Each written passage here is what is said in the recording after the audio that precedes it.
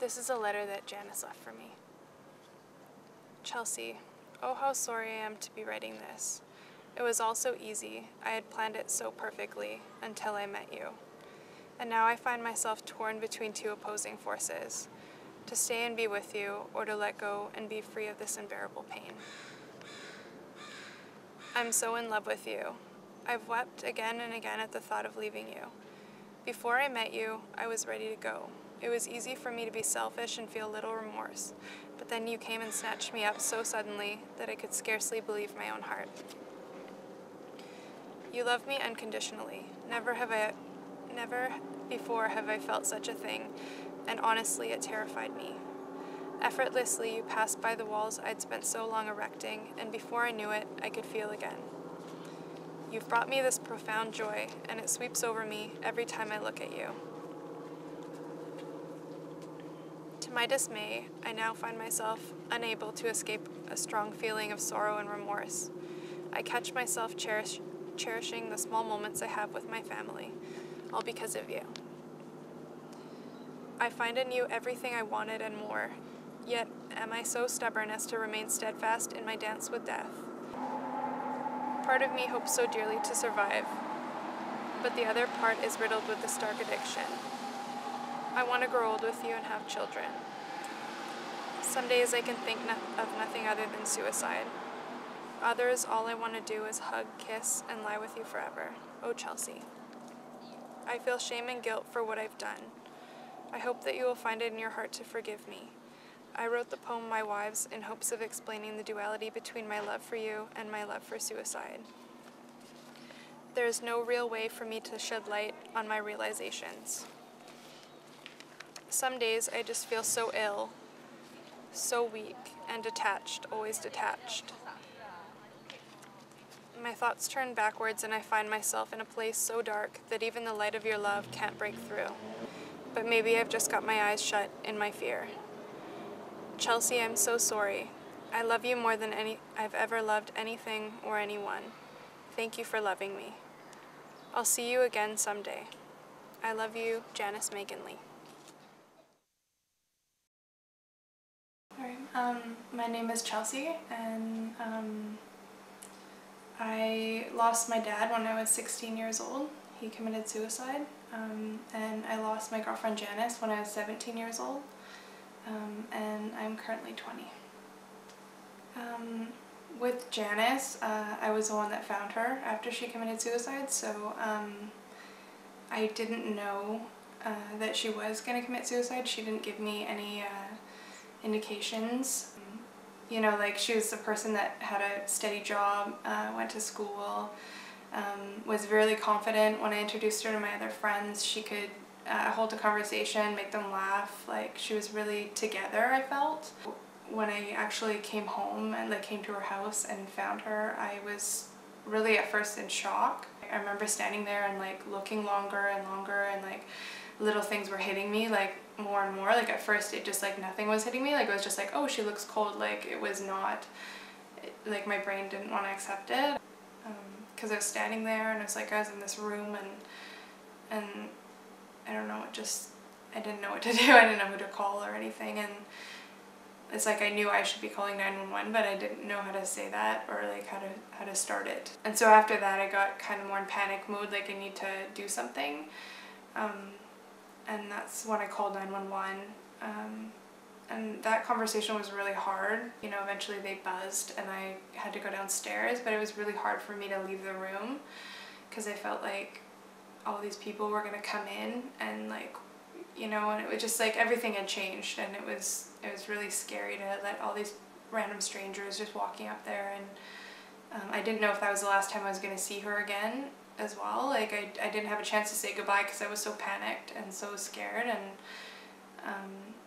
when I dealt with the police, they were just kind of asking me questions, you know, trying to be very direct, and just you know, they were saying I'm sorry, but it's not like they, you know, could do anything. They're not trying to see if I'm alright. They're just you know, asking me direct questions. And when the lady from Victim Services came, I started to kind of talk with her, and when she asked me like who was Janice, was that your friend, I said that it was my girlfriend, and I just felt like that, like, she didn't like that very much. Like, she just maybe was uncomfortable with it a little bit. I could see from her body language, like, she stopped kind of talking to me a little bit and was more like, oh, it's your friend, like, you know, like, just didn't acknowledge what I had said.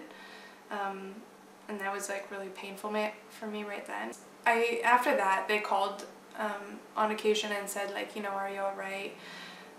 And kind of talked with me, and that was nice that they did that, and they did follow up. That was the only place that does follow up, right, is that they keep calling you and trying to help you out.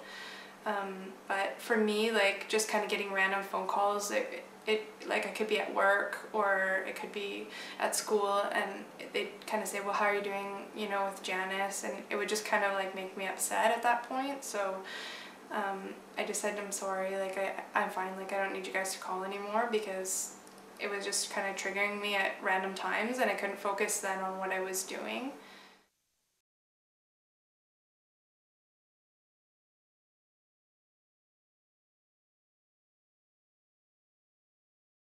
I had only met them really briefly, like, they were like acquaintances, like, I'd said hello. I couldn't even tell you their name, like, when I found Janice, I couldn't tell the police what their names were. Like, I just said look in her phone under mom and dad because it's gonna be in there. But that, and also she had told me, like, they're not okay with her being gay. So, and like, that was part of the reason why she moved out when she was 18. I wasn't sure if I was allowed to go to the funeral, or if I was going to be allowed to have the letter or the poem that she had written for me. When my dad passed away, it was really important for me to go to his viewing. That was like the first thing I thought when they told me that he had passed away, was that I really wanted to go and say goodbye to him. And my grandparents really thought against it, like, they really didn't want me to go, but after going, I felt like I needed to go. So with Janice, it was like, I didn't even want to ask. Margaret was the one that offered to let me come. And after going, it made me feel a lot better. It was nice because I could go and say goodbye, and like, I saw her like looking peaceful, and Margaret was really, really generous. Like, she asked me to choose what Janice was wearing at her viewing and stuff, so that was really huge.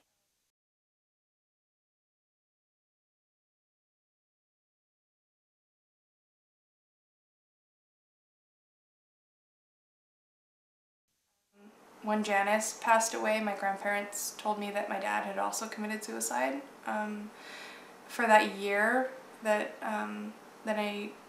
after his death, I had thought that he had had a heart attack, and my grandparents decided after she had died that it was the right time to kind of tell me that he had also done that.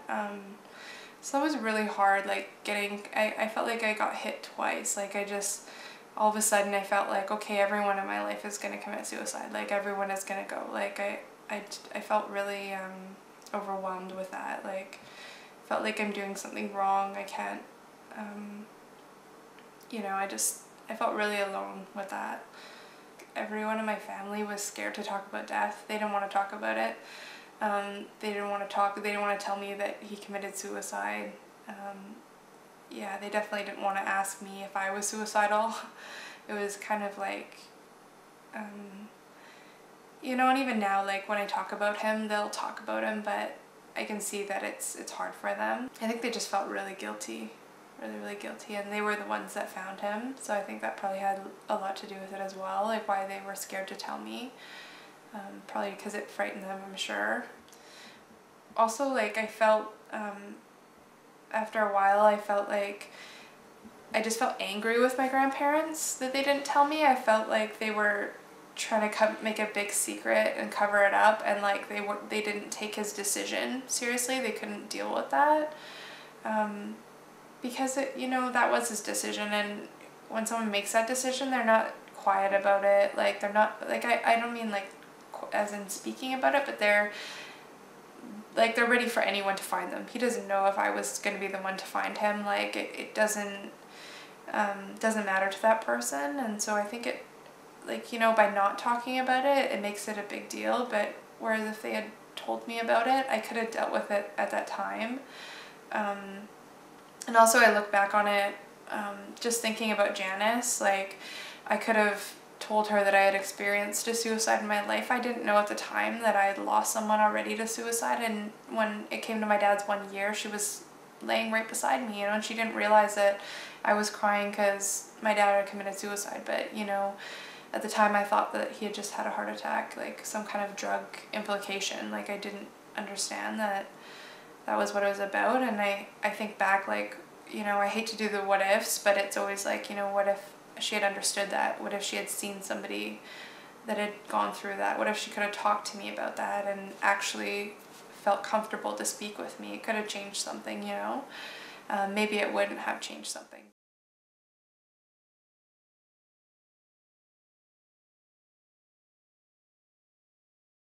I don't think at the time I understood that about grief. Like, I knew that I was sad because of their deaths, but I thought like when I was not going to school and that kind of stuff, I thought I was depressed.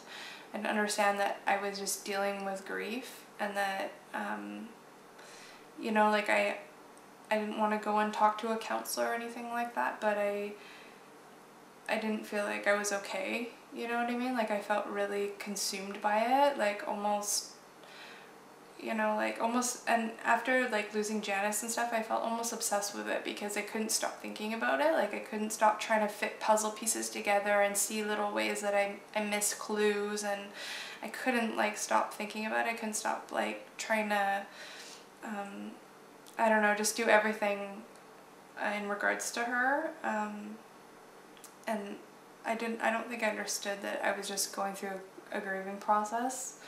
Felt that I was really depressed, and like when I did have like kind of suicidal thoughts, it was like more so that it wasn't that I was like, oh, I want to die, I'm so sad. Like it was that I felt like, oh well, maybe, you know, if I were to die, then I can see my dad, maybe I can see Janice, maybe I can, you know what I mean, I don't have to feel this way kind of thing. So I thought that that was depression as well, but I mean, I look back on that now and I see that it was me grieving over, I want to see them, like I just want to see them type thing. When you lose someone to suicide, that's all you can think about, whether or not it's if you're thinking about yourself committing suicide or whatever. Like it's just really consumes you a lot. Like it's such a violent way to die that it's really sad for people. It's really, really hard to take. Like even now when I'm thinking back about my dad's suicide especially, like it's just such a violent way to like end your life, and painful, and it's so hard. Like it makes you feel, it just makes you feel really bad, and it makes you feel really depressed that they were alone and that they couldn't confide in you, that they didn't feel like it was worth it. They were too much of a burden for you. Like it makes you feel a lot of guilt in that sense. So I can definitely see how people who have been touched by suicide or get suicidal or depressed.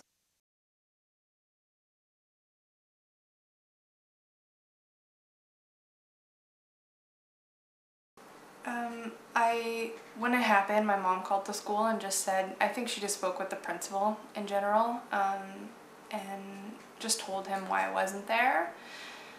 They said like take as much time as you want. The thing that I found hard was that they didn't tell the teachers, like my individual teachers, like what had happened. So when I actually went back, you know, like I think that they told them I wouldn't be there for a while, but when I went back I had to explain that to a lot of the teachers. And really I only had like a good connection with one of the teachers. One of them really understood like what was going on. He just made me feel a lot better about it. Like he made me feel like he understood what I was saying. And also like with him, he said to me like, you know, you should come, it's important to get it done, but you know, if you don't, you can go back and do it. Like your education is important, you should, you know, you want to get it done. Like he made me feel like just because I didn't finish it within that timeline, it didn't mean that I wasn't capable of finishing it or that I was some failure. He tried to be accommodating to me at the time.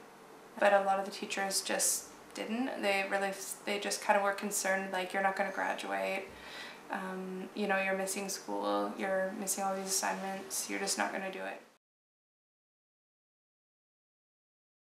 Impact-wise, I mean, obviously I didn't graduate. At the time I couldn't go to school. So now I'm going back and taking courses. I felt like I needed to move. I had to get away from the town at the time, so I moved away to the Yukon. It just impacts everything I do. I talk about it, like I got a tattoo for Janice, and like with her clothes and all of her belongings, like they didn't want a lot of it, and at that time I was 17 and I was so attached to, it was my girlfriend, and when they kind of said, okay, well, do you want this? We don't want it. Do you want that? Do you want the other thing? I kind of just said, okay, sure, like everything. Which for the last few years I've kind of like lugged it around like baggage, like just like all this stuff that has no meaning, but it's just like it was so important to me because it was hers and I couldn't throw it away. It wasn't until like this year that I've even become productive with those kind of belongings, like deciding to donate items, and my friend Laura suggested making a quilt with her clothes, which I'm really, really excited about, because it's like I have all these clothes and I could never wear them, and I can't really bear to part with some of them. But I can't really keep them in boxes in my closet because that makes me sad as well. I think a lot of people are scared by suicide and just sadness in general. I think that everyone is scared of it, and sometimes like I said, like people don't want to talk about it, they don't want to bring it up. They think like if they ask you about it, then you're gonna commit suicide the next day, or you know what I mean, like it's gonna make you think about it, like as if you haven't thought about it or something. I think that people also don't prepare for those things before they happen. Like I didn't know anything about suicide before losing people that way. I didn't understand anything about depression. I didn't look into those things myself, and I know like my family definitely didn't know anything on that part. And like school-wise, I think that like teachers can really have a huge part, like because they do deal with children, whether or not that's like the subject, or they're doing they're helping them with like personal things or personal planning or whatever. Like I think that they all kind of have the opportunity to really like learn about problems that the kids go through and help them out. Like I think that there's room for someone to go above and beyond, or you know what I mean, to really want to make a difference.